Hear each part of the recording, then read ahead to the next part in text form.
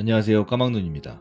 이번 영상에서는 거꾸로 읽는 세계사 내용 중 제1차 세계대전에 대해서 요약해 보겠습니다. 사라예보 사건, 총알 하나가 세계를 불사르다. 1914년 6월 28일 일요일 사라예보 하늘은 구름 한 점 없이 맑았습니다. 그런데 갑자기 총소리가 한가로운 거리를 뒤흔들었습니다. 길 모퉁이를 돌던 호화로운 승용차 한 대가 잠깐 멈칫거리더니 그 안에 타있던 사람 둘이 총에 맞아 나란히 쓰러졌습니다. 총에 맞아 쓰러진 사람은 오스트리아 제국 황태자 페르디난트와 아내 조세핀이었습니다. 총을 쏜 사람은 19살 세르비아 청년 가브릴로 프린시프였습니다. 프린시프는 곧바로 붙잡혔고 황태자 부부는 15분 남짓 지나 숨을 거두었습니다. 이것이 바로 유명한 사라예보 사건입니다. 프린시프는 자신이 세르비아 사람인데도 오스트리아 국적을 가져야 하는 현실에 불만을 품고 있었습니다. 당시 세르비아는 주변 강대국에 의해 이리저리 찢어져 러시아, 오스트리아, 터키의 지배를 받아야만 했습니다. 그렇다 보니 세르비아 사람들은 오스트리아를 미워할 수밖에 없었습니다. 프린시프는 조국 세르비아가 다른 민족의 지배에서 벗어나기를 간절히 바랬을 뿐이었습니다. 하지만 이 사건은 바짝 마른 들판에 던져진 한 점 불씨와 같았습니다. 그가 쏜 총알은 세상을 단숨에 집어삼킬 것처럼 무서운 전쟁으로 번져나가 스스로 인류 운명세계라고 자랑하던 유럽을 피바다로 만들어버렸습니다. 당시 유럽은 크게 보아 두 세력으로 나뉘어 있었는데 그 둘이 날카롭게 마주친 곳이 바로 유럽의 화약고인 발칸반도였습니다. 발칸반도는 러시아와 오스트리아를 비롯한 강대국들이 눈독 들인 탓으로 외교 분쟁과 전쟁이 끊일 날이 없었던 곳이었습니다. 그러던 중 발칸반도의 심장인 사라예보에서 사건이 터져버린 것입니다. 오스트리아는 헝가리 지주계급과 함께 오스트리아 헝가리 제국을 만들어 러시아의 힘이 발칸반도에 미치지 못하도록 견제하는 데 주력했습니다. 동유럽 여러 나라들이 범슬라브주의를 내세워 러시아를 주축으로 단결하는 것을 가장 두려워하고 있었기 때문에 세르비아 민족주의자에 의한 테러가 발생하자 이를 세르비아 왕국과 범슬라브주의자들이 벌인 짓으로 단정하고 보복을 하겠다고 오름장을 놓았습니다. 그리고 러시아는 이를 비난하면서 세르비아 뒤에 러시아가 있다는 것을 거듭 강조하며 팽팽하게 맞섰습니다. 그리고 독일은 오스트리아 편에 섰고 프랑스는 앙숙인 독일이 힘을 키우는 것을 막기 위해 영국, 러시아와 삼국 협상을 맺어 러시아를 재정적으로 지원하고 있었습니다. 그리고 영국은 독일과 프랑스가 전쟁을 한다면 프랑스를 돕겠다고 공개적으로 선언하기도 하였습니다. 이런 상황에서 오스트리아는 1914년 7월 23일 세르비아에게 최후 통첩을 보냈습니다. 오스트리아에 반대하는 단체를 해산하고 오스트리아 정부가 지정하는 관리자를 파면하는 등의 요구사항을 보낸 것이었습니다. 이는 세르비아가 도저히 받아들일 수 없는 요구들이었죠. 결국 오스트리아는 세르비아에게 선전포고를 하게 됩니다. 그리고 가장 먼저 동원령을 내린 국가는 러시아였습니다.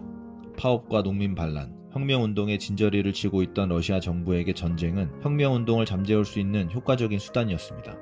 니콜라이 2세는 내부의 적을 피하기 위해 동원령을 내렸던 것입니다. 이에 독일 정부도 선전포고를 내놓았고 프랑스 국경을 넘어 벨기에와 룩셈부르크까지 쳐들어갔습니다. 영국 또한 독일이 중립국 벨기에를 침략했다는 것을 구실삼아 전쟁에 뛰어들게 되었습니다. 그리고 점점 더 많은 나라들이 전쟁에 연쇄적으로 뛰어들게 되었습니다. 흑해를 두고 오래전부터 러시아와 맞서온 터키는 독일과 한패가 되었고 이탈리아는 오스트리아 영토가 탐나 1915년 영국과 프랑스가 이끄는 연합국 편에 가담했으며 불가리아는 마케도니아를 차지하려고 독일과 손잡고 세르비아로 쳐들어갔습니다.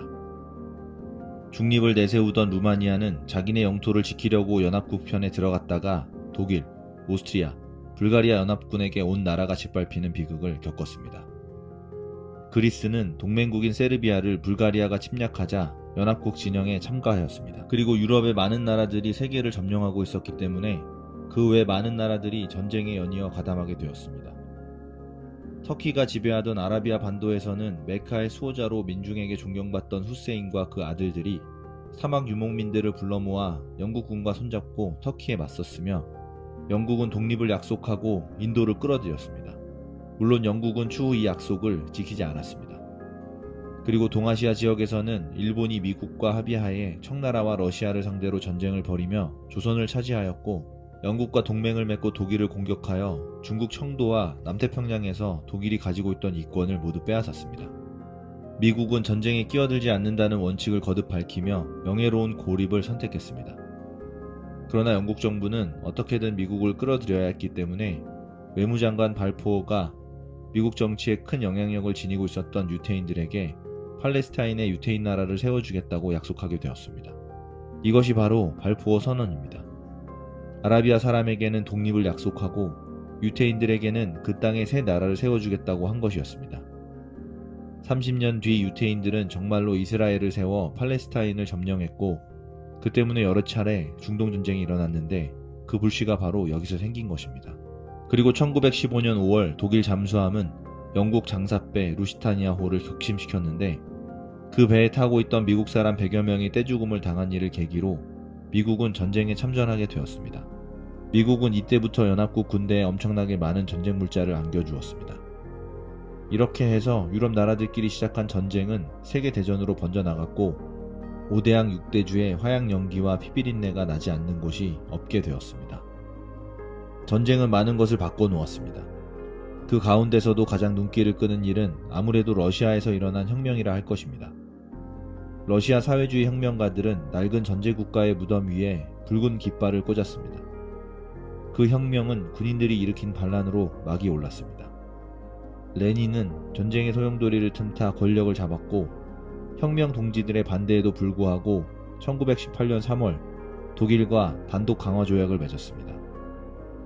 레닌은 러시아의 이른바 일국 사회주의를 건설할 수 있다고 믿었고, 그를 위해 독일 쪽 요구를 거의 다 들어주는 굴욕을 참으면서까지 조약을 체결하게 되었습니다. 한편 러시아와 강화 조약을 맺고 한숨 돌린 독일은 동부전선 병력을 빼서 프랑스와 싸우는 서부전선의 전투력을 강화하였습니다. 그러나 프랑스 소무 부근 전투에서 연합국 군대에 크게 패하여 돌이킬 수 없는 상처를 입었습니다. 게다가 한편이었던 불가리아가 마케도니아 전투에서 대패하고 휴전협상을 체결하면서 전세가 뒤집히게 되었습니다. 그리고 독일 내부에서도 혁명이 찾아들었습니다. 1918년 11월 북부 독일 키일 군항 해군이 반란을 일으켰습니다. 노동자와 병사들은 러시아를 본떠 재빨리 노동자, 병사, 평의회를 조직했습니다. 11월 9일에는 베를린 노동자들이 일제히 들고 일어나 비렐름 2세를 황제 자리에서 끌어내리고 독일 공화국 수립을 선언하였습니다.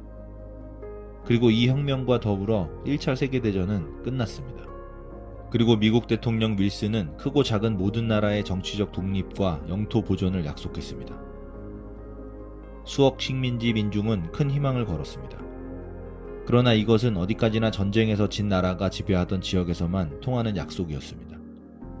독일과 오스트리아에 저항한 유럽 약소민족은 체코슬로바키아, 유고슬라비아, 폴란드 등 독립국가를 세웠고, 아라비아 사람들은 터키를 물리쳤지만 영국과 미국이 벌인 분열 공작에 휘말려 요르단, 시리아 등 여러 나라로 분열되어 정치적으로는 독립했지만 실제로는 미국 손아귀에서 놀아나는 신세가 되고 말았습니다. 영국은 인도를 독립시키겠다고 약속해놓고 뻔뻔스럽게도 독립운동을 더 무자비하게 탄압했고, 일본은 조선 사람들의 3.1 독립투쟁에 오직 총칼로만 대답했습니다.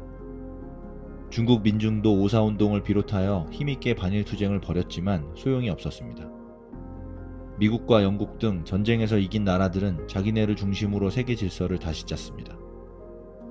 그러나 아시아, 아프리카, 라틴 아메리카 식민지 민중에게는 아무런 도움도 되지 못했습니다. 독일과 오스트리아가 밀려났지만 다른 나라의 식민지를 빼앗으려는 제국주의 강대국들 사이의 싸움은 끝나지 않았습니다. 그래서 겨우 20년 뒤에 훨씬 더 무시무시한 전쟁이 세계를 뒤흔들게 되었습니다.